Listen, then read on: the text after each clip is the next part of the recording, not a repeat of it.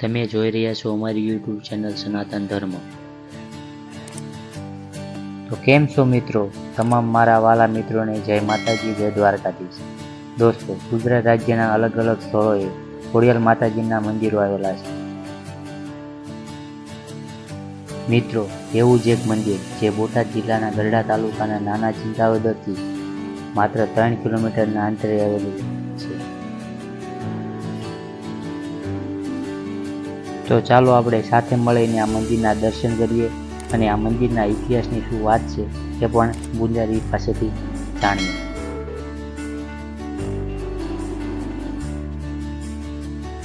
મિત્રો, આ મંદિર મામડિયા ચારણને ત્યાં અવતરેલ કન્યાઓ આવડ, જોગર, ટોગર, બીજબાઈ, હોલબાઈ, ચાંચાઈ, જાનબાઈ એટલે કે માં ખોડલ આ 7 બહેનોના મંદિરમાં સ્થાનક છે. મિત્રો, કહેવાય છે કે માં જાનબાઈનું નામ માં ખોડિયાલ કેવી રીતે પડ્યું છે એ આ મંદિર સાક્ષી પૂરે છે. ખોડિયાલ માતાજીનું નામ પડવા પાછળની કથા એવી જાણવા મળે છે કે એક વખત મામડિયા ચારણના સૌથી નાના સંતાન એવા મેરેખ્યાને સાપે દંશ દીધો હતો, જેની વાત મળતા જ તેના માતા પિતા અને 7 બહેનોના જીવ અધર થઈ ગયા હતા અને ઝેર કેવી રીતે ઉતરશે તેનો ઉપાય વિચારતા હતા. તેવામાં કોઈએ એવો ઉપાય બતાવ્યો કે પાતાળલોકમાં નાગરાજ પાસેથી અમૃતનો કુંભ સૂર્ય ઉગે તે પહેલાં લાવવામાં આવે તો મેરેખ્યાનો જીવ બચી શકે છે. આ સાંભળીને બહેનોમાં સૌથી નાના એવા જાનબાઈમાં પાતાળમાંથી કુંભ લેવા ગયા.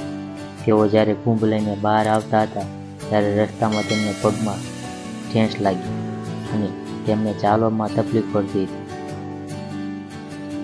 આવું બન્યું ત્યારે તેમના ભાઈ પાસે રહેલ બહેનને એવો સંકેત થયો કે આ જાનબાઈ ઘોડી તો નથી થઈને, ત્યારે ઝડપથી કુંભ લઈને આવી શકાય તે માટે જાનબાઈએ મગરની સવારી કરી,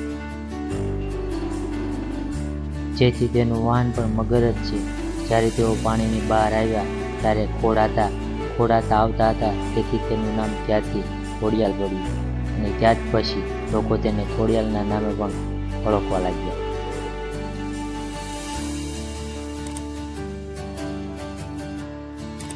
તો ચાલો સાથે મળીને આ મંદિરના ઇતિહાસની વાત અહીંના મંદિરના રહેવાસી પૂજારી પાસેથી જાણીએ.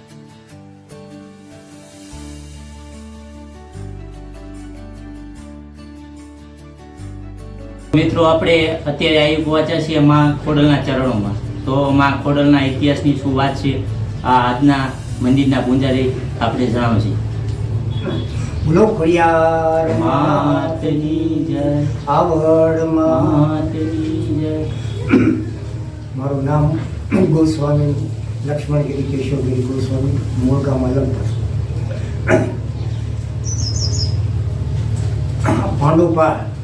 પાંડુ દ્રાપરીમાં જ્યારે પાપનું પ્રાસિત કરવા રહેતા હતા ત્યારે આ શિવની સ્થાપના કરી હતી અને આ 5 પાંડુ એ બાજુ આ પવિત્ર જગ્યાના હિસાબે ગૌશાળા મામડિયા ચારણ થઈ ગયા.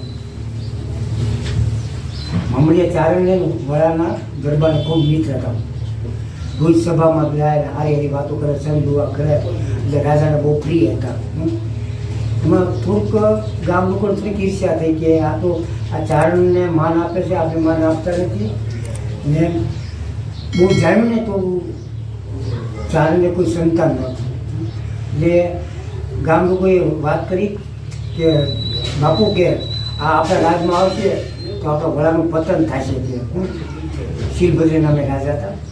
તો રાજા તો બહુ બુદ્ધિશાળી છે કે ભાઈ એવું કાંઈ ન હોય કે ના ના બાપુ એને તમે ના પાડી દો કે આપણા રાજમાં આવે તો વડાનું પતન થાય, એ તો વાંચ્યો છે. કે પછી બહુ હક લીધો એટલે રાજા એકદમ સભામાં ચારણ આવતા હતા ને એનું અપમાન કર્યું કે ચારણ તું ત્યાં ઊભો રહી જાય કે તું વાંચ્યો છો. કે આ તો ચારણ કોઈ દેવ પુરુષ હોય દાદાનું પ્રાગટ્ય થાય એટલે ચારણ નિરાશ થઈ ગયા. પાછા આવ્યા વૈશાળા આવ્યા ત્યાં નિરાશ થઈ ગયા. એના ઘરે પૂછ્યું કેમ ચારણ ના નિરાશ છો? કંઈ કાંઈ નથી, હવે તું જીવવામાં મજા નથી. જ્યારે ભગવાન સામું જોઈશે તો હું પાછો આવીશ ને કે જ્યાં દૂર દાખલ છે ને એમ તો નથી રચડાવી. એટલે વૈશાળાથી 3 કિલોમીટર આવ્યા ને ત્યાં ઘોડો ખાધો. ત્યાં જોયું તો પાંદડામાં એક શિવલિંગ જેવું જોયું તો કે ભગવાન તો કે આવ્યા છે ક્યાં જાણ છે એટલે મામડિયા ચારણે 7 દિવસ તપ કર્યું. અત્યારે હાડકેશ્વર કહેવાય, પેલા હાડીકા કહેતા. ત્યાં તપ કર્યું પણ ભગવાન શિવ પ્રસન્ન થયા ત્યારે પોતે કમળ પૂજા કરવાની તૈયાર હતી. ભગવાન શિવ પ્રસન્ન થયા ભાઈ તો મને સંતાન આપજો હું કરેલા એટલે તારા હાથ ભાવમાં સંતાન નથી તો હું કમળ પૂજા કરું. ભગવાન શિવ પ્રસન્ન થાય એટલે કમળ પૂજા ન કરવાનું. એટલે ભગવાનના શિવના ગ્રામમાં શેષના આદેશ કર્યો ત્યારે તું કાકા મારી અંદર આ દીકરી એક દીકરો છે જ્યાં ચારણ આ વારને નાટક બીજું પાણા તૈયાર છે તારા ઘરે પ્રાગટ્ય થશે. 835માં આનું પ્રાગટ્ય રોષા માનવ રૂપમાં થયું. માનવ રૂપમાં 7-8 વર્ષના થયા એટલે બધા ગામ લોકો બધા એના ઘરે ચારણને ગામ લોકો રાજી થયા હતા. ભગવાન મામડિયા ચારણને ગયા તો ભગવાને સામું જોયું ને લીલા કરી અને સંતાન આવ્યા. 7-8 વર્ષના થયા આવડ મોટા હતા. આવડ જોગર ચોગર હોલભાઈ બીલભાઈ ખાસા ને કોરિયનનો પેલા જાનભાઈ હતું. તો આવડે કીધું જાણ પિતા કે હવે તમે વ્રત થઈ ગયા છો તમારે ભેંસું સારવા નથી જોયું અમે જઈશું. એટલે હાથે બહેનો એક ભાઈ અહીંયા ભેંસું સારવા આવે એમાં એક જણા નામ ધરવા માટે લીલા કરીએ એના ભાઈને સર્પદય થયો આજે ત્યારે પડ્યો એટલે મૂર્છા આવી ગઈ. એટલે આવડ મોટા હતા. આવડે જાનુને ઈશારો કર્યો. આ બધો દરિયો હતો બધું પણ એકદમ બદલ કરાતું હતું કે આપણા પિતાથી અમૃત લઈને કાકો ભાઈ દિવસે જાનભાઈ પાતાળમાં ગયા અમૃત લેવા. અમૃત લઈને આવતા હતા એમાં પગ અથડાયા તો ખોડી થયા એટલે વાર લાગી. પહેલાં પહોર સારવા હતા થોડું અંધારું હોય છે સૂર્ય ઉગી જાય તો એનો ભાઈ બસે એટલે આવડે ગળ્યો આગળ દઈ દીધો સૂર્ય ઉગવા ન દીધો. એટલે જાનભાઈ ડુલા ડુલા આવ્યા મગર ઉપર આવ્યા એટલે આવડ બોલ કે જો ખોડી આવી એટલે ખોડિયાર થઈ ગઈ. ખોડિયાના માટે ગામ લોકો બધા ભેગા થયા આ તો દેવી છે પવિત્ર જગ્યાની ઈશ્વરે માતાજી અને વાસ કર્યું. સંજય દુવાની એવું કથા બહુ મોટી છે. ટૂંકમાં ખોડિયાના માંગી જે માતાજી લીલા આવી